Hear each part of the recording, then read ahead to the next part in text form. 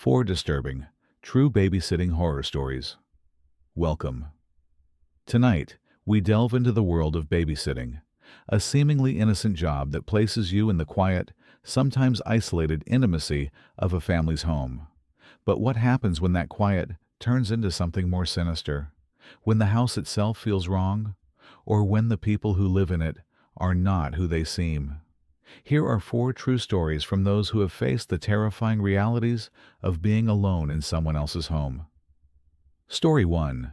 The Bedroom Door. This first story comes from an anonymous submission. This happened when she was 16, her first real babysitting job for a family in a nice suburban neighborhood. The family, the Andersons, had 2 children, a 9-year-old boy named Leo and a 6-year-old girl named Emma. They were sweet, well-behaved kids, and the parents were friendly, assuring her it would be an easy night. They put the kids to bed at 8 and left for a dinner party. The girl spent the next few hours in the living room, watching TV and doing her homework. Everything was peaceful. Around 10, she went to the kitchen to get a drink. As she passed the children's rooms, she noticed Emma's door was slightly ajar. She remembered the mom specifically saying that Emma always liked her door closed at night. Thinking the little girl might have opened it to sneak out, she gently pushed it shut. A few minutes later, back in the living room, she heard a soft clicking sound. She paused the TV and listened. Silence. She shrugged and unpaused it. A few minutes later, the sound came again, this time a little louder. A rhythmic, deliberate click, click, click. Curious, she went back to the hallway. Emma's door was open again, exactly as it was before. A little confused, she pushed it shut again, this time making sure the latch clicked firmly. She stood there for a second, listening. She heard a light thud from inside the room.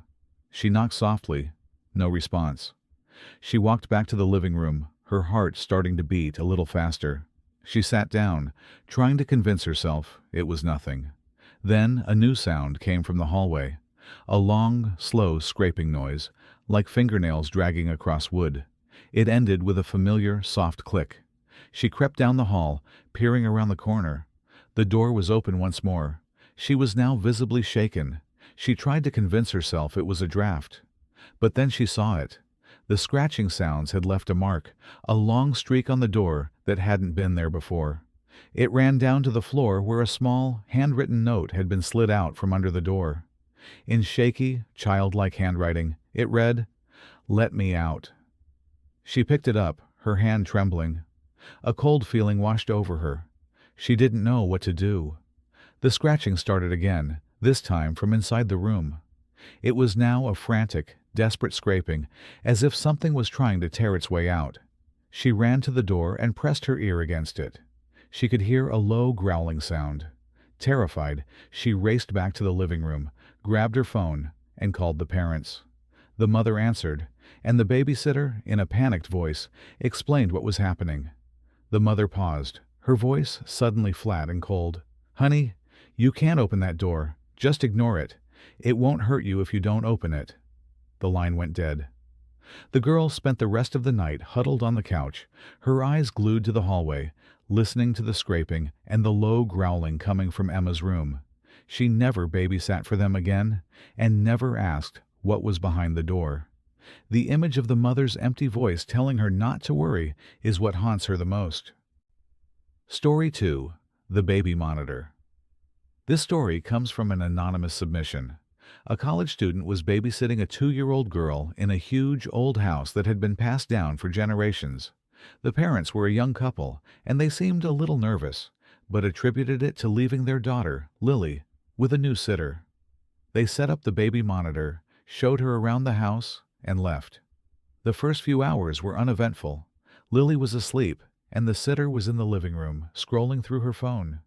The monitor was on the coffee table, a small screen showing the baby sleeping peacefully in her crib. Around 10:30, she heard a faint sound on the monitor. It was a rhythmic, scratching noise. She figured it was just static, but then she heard what sounded like a little girl whispering. It was too quiet to make out the words, but she could clearly hear the little voice. She picked up the monitor and realized the sound wasn't coming from Lily's room. It was coming from the parents' bedroom on the other side of the house. The scratching continued, and the whispering got louder. The sitter was now unnerved. She went to the parents' bedroom, stood outside, and listened. She didn't hear a sound. She went back to the living room and looked at the monitor. The screen for the parents' room was now a close-up of a doll on a rocking chair, which she had seen in the living room earlier. The whispering continued, and now she could make out a few words. "We have to play with the doll." The whispering was coming from the monitor's feed of the living room, where she was. She looked around. The doll was on the rocking chair, right where it had been, but the rocking chair was moving slowly back and forth. No one was there. She looked back at the monitor. The image of the doll was now facing the screen, and its eyes were glowing a faint red. The whispering stopped, and she heard a new voice, a deep, raspy voice. "You have to play with us." She immediately turned off the monitor, her hands shaking.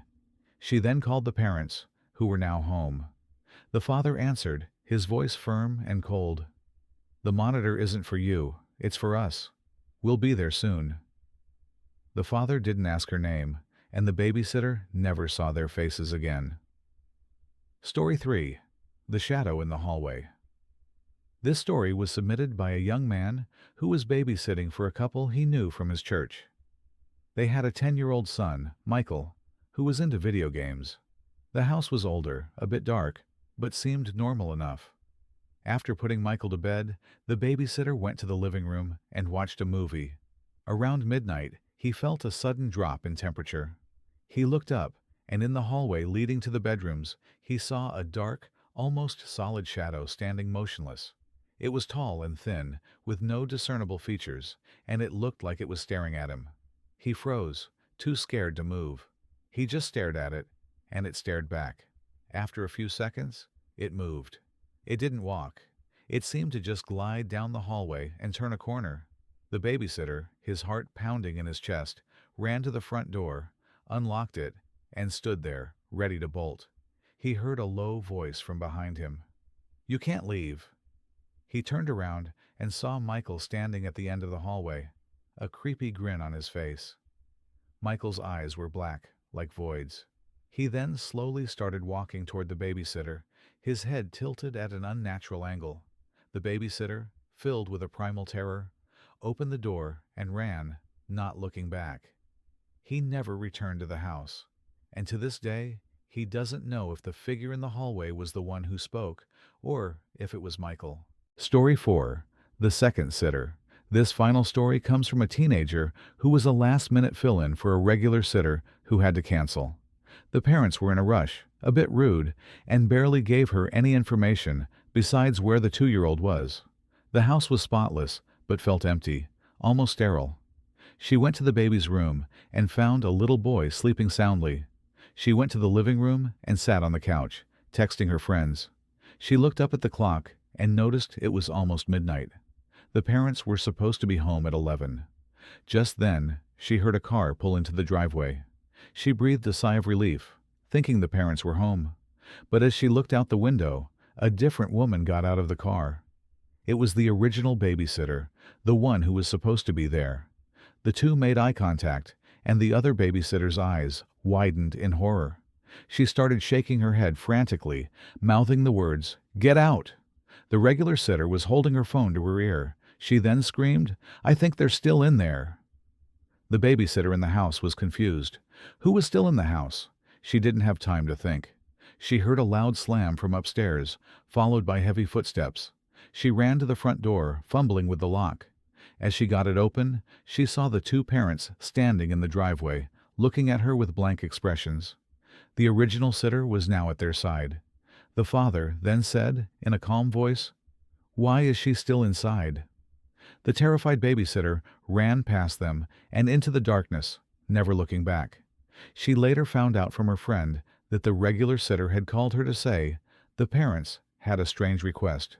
They were going to a party, but would be home early. The sitter was asked to wait in her car outside until the parents returned.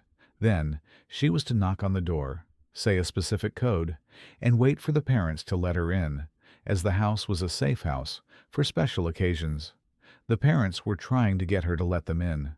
This babysitter never knew what they were doing in that house or who was hiding inside, but she knows she was a pawn in a game she didn't want to play.